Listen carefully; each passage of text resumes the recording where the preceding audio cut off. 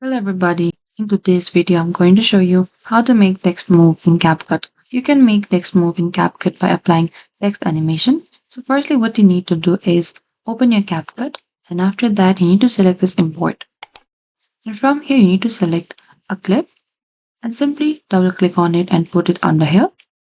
So once this clip is under here, what you need to do is select this text in the top, and from the text you need to go to this default text and click onto this plus icon.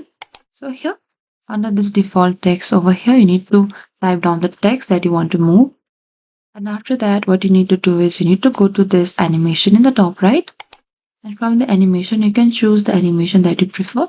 As I'm going to select to this, and simply it will apply to this animation. And after that, you can adjust the animation duration if available. You can go to this text on the bottom and you can simply swipe it in the right hand side and you can preview the effect over here, and after that you can simply export it. And that is it. Thank you for watching this video. I hope this video was helpful.